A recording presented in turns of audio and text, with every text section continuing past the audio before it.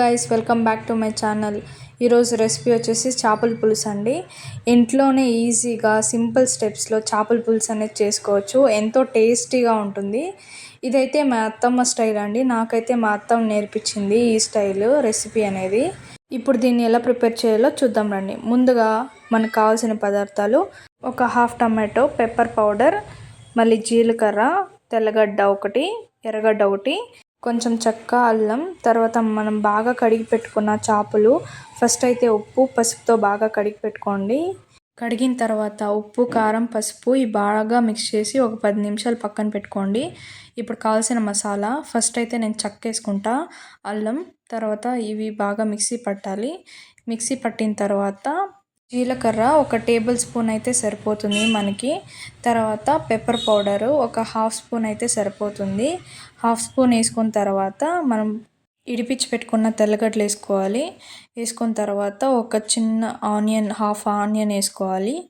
వేసుకున్న తర్వాత నేను ధనియా పౌడర్ వేసుకుంటున్నా. ధనియా పౌడర్ అయితే 2 స్పూన్ సరిపోతుంది. ధనియా పౌడర్ వేసుకున్న తర్వాత నేను కారం వేసుకుంటున్నా. కారం హాఫ్ స్పూన్ సరిపోతుంది. తర్వాత ఉప్పు అయితే హాఫ్ స్పూను. ఇవన్నీ వేసుకొని మిక్సీ పట్టాలండి. మిక్సీ పట్టిన తర్వాత ఒక ప్యాన్ తీసుకొని ప్యాన్ హీట్ చేసుకోండి. తర్వాత ఒక 2 టేబుల్ స్పూన్లు ఆయిల్ వేసుకొని నేను ఆనియన్ వేసుకుంటున్నా. ఆనియన్ వేసుకొని కొంచెం ఒక 2 మినిట్స్ అలా వేయించండి. అలా 2 మినిట్స్ వేయించుకున్న తర్వాత నేను ఇప్పుడైతే కరివేపాకు వేసుకుంటున్నాను. ఒక రెమ్మ కరివేపాకు వేసుకోండి. కరివేపాకు వేసుకొని ఒక 1 మినిట్ అలా ఫ్రై చేసుకోండి. ఫ్రై చేసుకున్న తర్వాత ఇప్పుడు హాఫ్ కట్ చేసిన టమాటో ఉంది కదా, నేనైతే దాంతోనూ హాఫ్ వేసుకుంటున్నా. నాకైతే సరిపోతుంది అనిపిస్తుంది.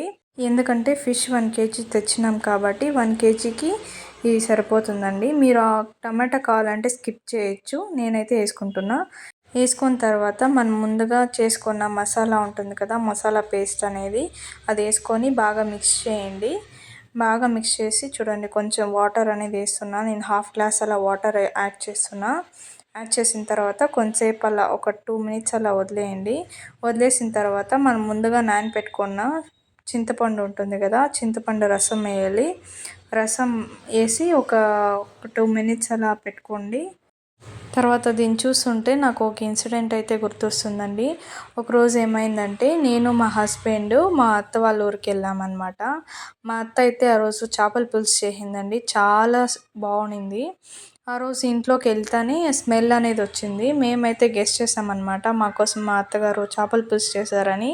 యాక్చువల్గా ఆ రోజు మేము బెంగళూరు టు మా ఊరికి వెళ్ళాం. అది మార్నింగ్ వెళ్ళాం కాబట్టి మేమేమీ టిఫిన్ చేయలేదన్నమాట. సో ఫుల్ ఆకలి అయితే వేస్తుంది. సో మా అత్తమ్మ వేడివేడిగా చేపల పులుసు రైస్ అయితే చేసింది. అంటే చాలా బాగుంది. దీంతో పెద్ద ట్విస్ట్ ఏమంటే నాకు మా ఆయనకి అస్సలు ముళ్ళులు తీసుకోవడమే రాదనమాట. దీనంతా మా అత్తయ్య గారు చూసి వీళ్ళకి ముళ్ళులు తీసుకోవడమే రాదు అని చెప్పేసి నాకు, మా ఆయనకి అయితే ముళ్ళులు తీసిచ్చారు. మేమైతే ఎంచక్కా తినేసాము. ఇదండి స్టోరీ. ఉడికిన తర్వాత ఇప్పుడు మీరు ముందుగా కలిపి పెట్టుకున్న ఉప్పు, కారం, పసుపు ఉంటుంది కదండి, బాగా పట్టింటుంది చేపలకి. దీన్నైతే ఇప్పుడు మనము ఉడికించి పెట్టుకున్న మసాలాలోకి వేసుకోవాలి. ఒక్కొక్కటిగా వేసుకోండి, అప్పుడే మనకి బాగుంటుంది, చాలా పర్ఫెక్ట్గా వస్తుంది. ఒక్కొక్కటిగా అన్నీ వేసుకోండి.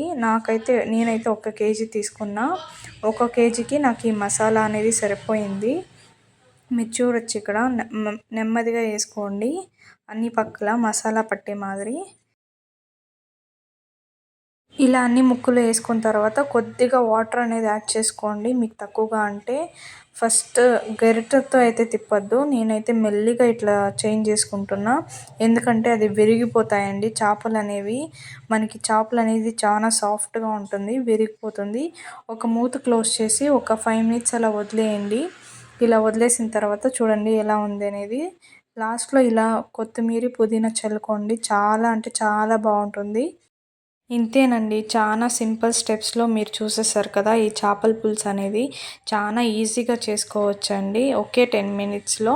ఒకవేళ మీరు గరిటతో తిప్పితే చేపలు అనేది విరిగిపోతాయి. అందుకని ఇలా చేసుకోండి, చేపలు విరగకుండా ఉంటాయి, ఎంతో టేస్టీగా ఉంటాయి. ఒకసారి మీరు ట్రై చేసి ఎలా వచ్చిందో కమెంట్ చేయండి. Please do like, share and subscribe to my channel. Thank you.